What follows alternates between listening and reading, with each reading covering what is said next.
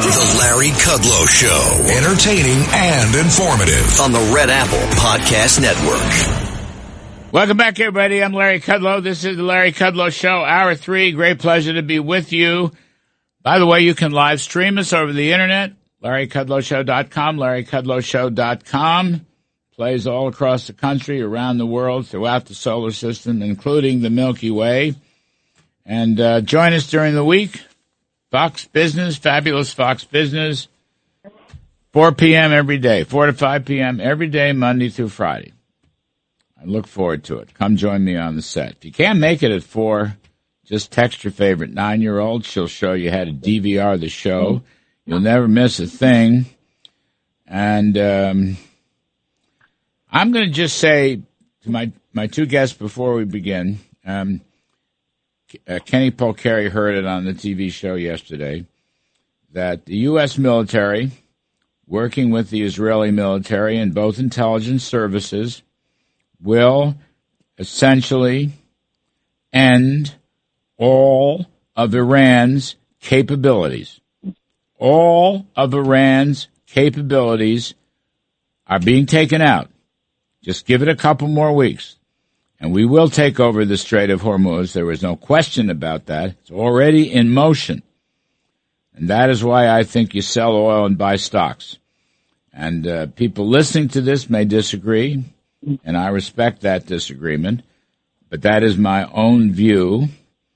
Now we're going to talk to our two experts, Stephanie Link, Hightower Advisors, Chief Investment Strategist and Head of Investment Solutions, and Kenny Polcari, Chief Market Strategist at Slate-Stone Wealth. By the way, Kenny, it was a pleasure to see you in person yesterday on the set.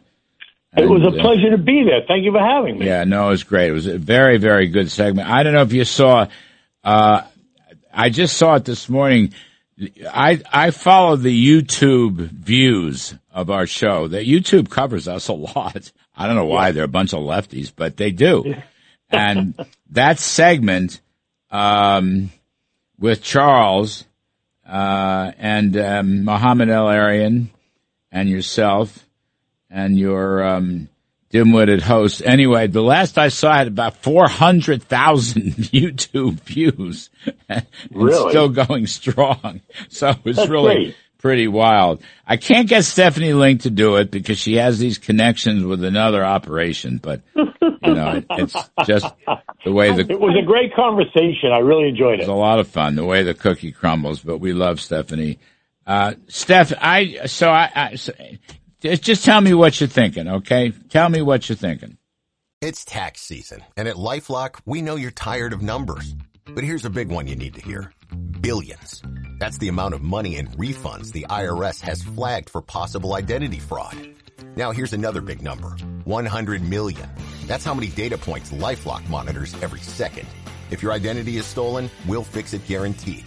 One last big number. Save up to 40% your first year. Visit LifeLock.com/podcast for the threats you can't control. Terms apply. Are you stuck staring at your W-2? Are tax refund worries holding you back?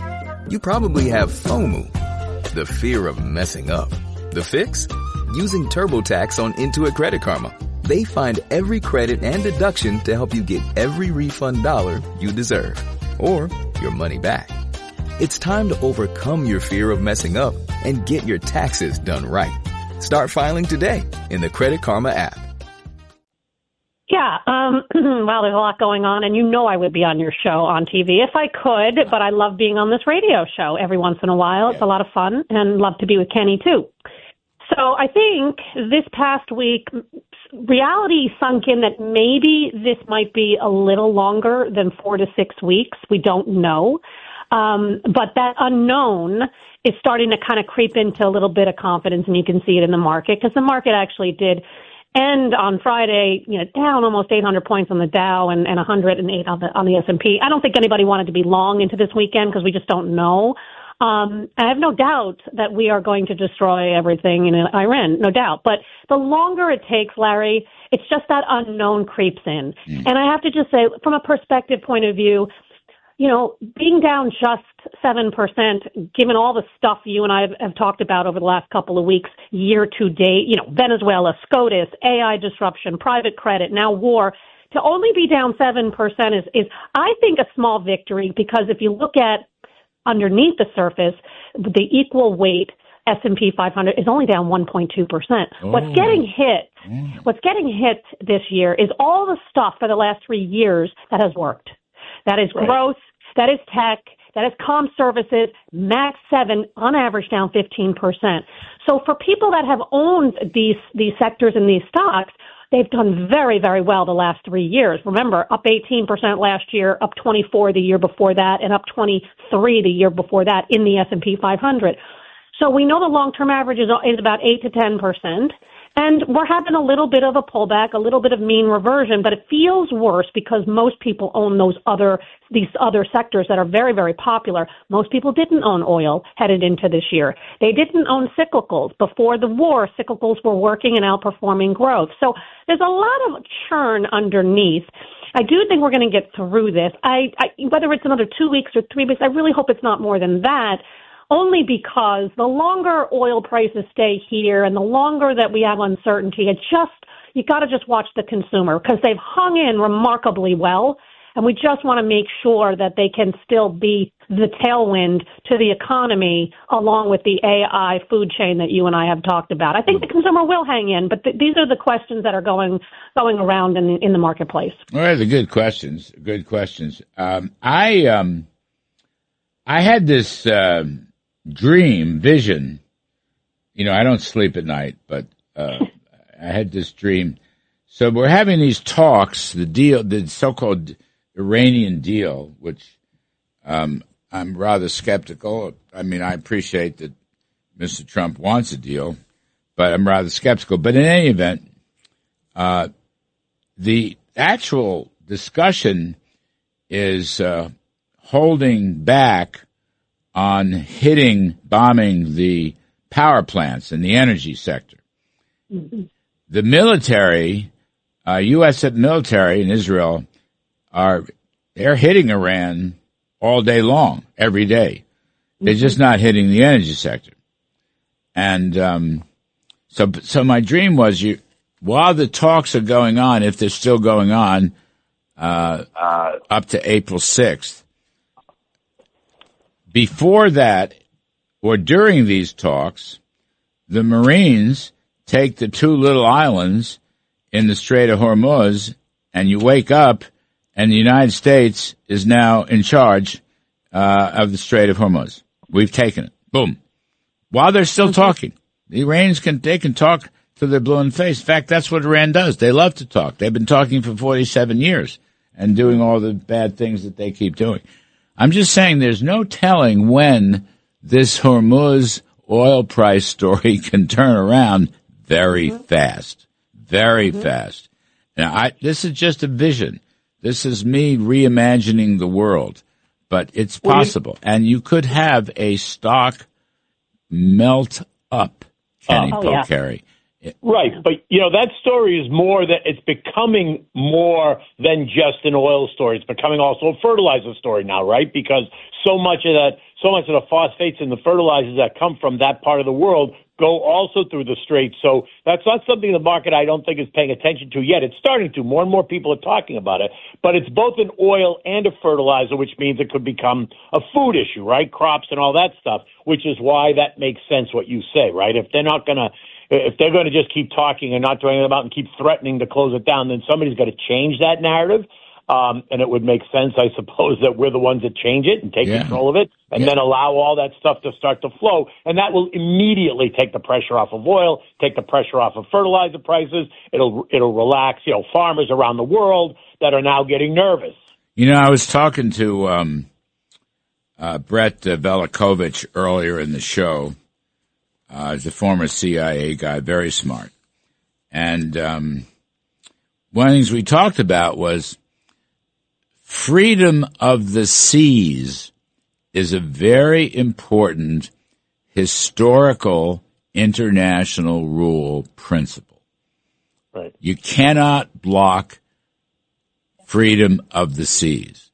I mean, you can go back several centuries, right? Britain developed the best navy in the world in order to ensure that they could import and export around the world. The United States FDR in World War II made a big deal about this when he started Lend-Lease. I'm just saying, you can bet that Mr. Trump is hearing these things from his various advisors. So therefore, we can be, Steve Witkoff, bless him, he could be negotiating with Iran, whatever, but and we, our pledge was not to bomb energy. Okay, we can keep that pledge, but that doesn't mean we can't take over the Strait of Hormuz. Nobody ruled that out. Well, you know what, Larry, what I would say is we entered into this war with a lot of economic momentum. And I would say if you compare this to, say, Liberation Day, we are stronger as an economy. Great and so point. that's why I say, like, the longer it goes, you kind of chip away a little bit at the momentum, but there's no doubt it will come back if we can get this thing done. And I believe we will get it done. It's just the timing. That's all. That's really what it is. But I am very glad that headed into this, we were running 2.5% GDP, maybe even 3%. And we haven't even seen the impact from the One Big Beautiful Bill yet, which is going to add 50 to 80 basis points to growth going forward. And so I think corporate earnings are going to be good. I think guidance is going to be probably cautious but good, just given the war and the unknowns. But we were set to just, rocket ship higher. And then you had this little, detour, if you will. And it had to be done. I understand that, but it's just, I'm glad we have the momentum in the economy and that maybe we can just hang out for a bit. And then once we get this done, we can then just research higher, which to your point of melt up. Yeah. Then the cyclicals are going to melt up. What does Trump put? He calls it an excursion. What's the word he uses? He said, we've embarked on a small excursion. But Kenny Polcari, to Stephanie's point, profits are very strong. I follow Ed Yardeni, who I think is the best profits tracker there is, and profits are very strong. I think his forward earnings was 330 something, and at the depressed S&P, that's 19 times earnings. But I mean, I haven't heard people killing profits yet, and that's profits are still the mother's milk of stocks. Right. And if we were going to start to see it, we'd start to see it last week, this week, as we move into earnings season, if people are going to start to really significantly change their forecasts and their estimates, and they tweak them certainly, but we haven't seen those big moves down or anyone, suddenly saying, oh my God, we're way off. We have to readjust these. Haven't seen that at all. So to Stephanie's point, to your point, I think the economy remains fairly strong and fairly robust, even through all of this. And we're getting hit with a lot, as Stephanie said, right? From all different angles. And I think, like other than, you can point to tech, which is getting really beat up. Most of those stocks are now in bear market territory, but the broader market is nowhere near there, right?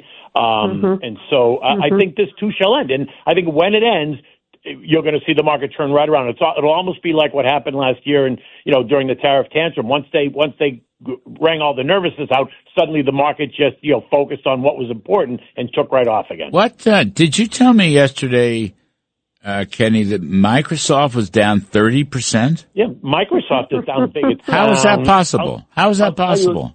I'll tell you exactly what it's down. Yeah, it's down significantly.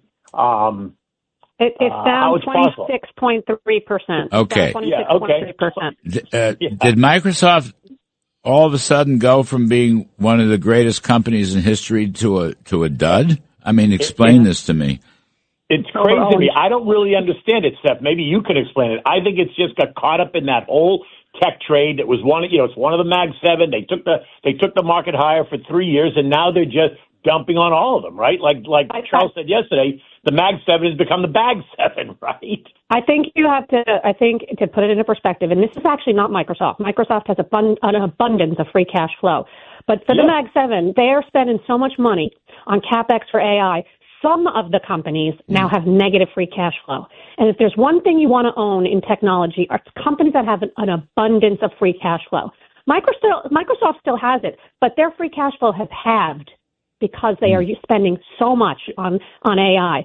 Amazon, that stock is in the tank because guess what? They're going to have negative free cash flow this year. Same with Oracle, and Oracle went to the debt markets to fund the CapEx. So that is what is weighing, at least on my mind, and why I don't need to be there. Not now. But isn't that all 100% immediate depreciation? Well, it is, but the point is that we own these companies for the future cash flow. I believe free cash flow, the reason CapEx is going higher is for good reasons, AI, and I get it. But I think they're in a timeout. I think all of them are in a timeout this year until we can see the ROI on all this CapEx. All right, I got to take a timeout. I got to take a timeout. We're a capitalist company. We got to make a buck. Ken Polcari, interest rates, at least in the Treasury market, have been drifting higher. So you got actually pretty much the whole curve. The 2-year note is, let's see, I have it at 391 yesterday. The 10-year note is 443, so call it 4.5. So now I don't know exactly why that is, but there's some loose talk on the street about the Fed's next move is going to be to raise rates, and I wonder what you might think about that.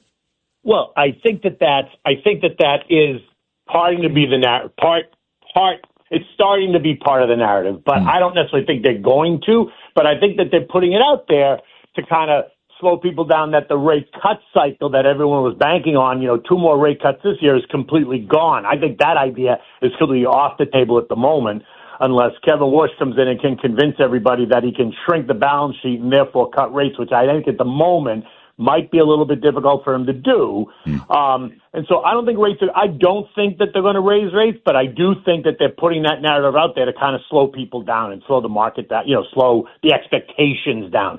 But look, when the 10-year hits 4.5 and the 5-year hits and the 30-year hits 5%, those are levels that cause kind of a little bit of concern for the market, where people, they say, I'm going to get rid of some of these high flyers and put money in a place that's safe, that I know I can get guaranteed 5% or 4.5%, and they're going to feel safe like that. So, and I think that's the other thing that's kind of putting pressure on the market too, is as rates move higher. Well, that was we don't have too much time, Stephanie, but that was my concern, is when these discount rates go up, future earnings come down and stocks come down, and I maybe that's part of the stock sell-off of recent weeks. It certainly could be. I think it's because of inflation, quite frankly. And I think once we fix this and finish this war, I think that commodities will come down. Yeah. I think it's ridiculous to even talk about the Fed raising rates. We're still restrictive, for goodness sake. So I think we'll be fine. Right. I don't think they're going to. I just think that they're putting it out there to slow down the idea of rate cuts are off the table. Trump is going to pardon Jay Powell. It'll all work out. Stephanie Link, thank you very, very much, as always. Kenny Polcari, thank you. The Larry Kudlow Show on the Red Apple Podcast Network.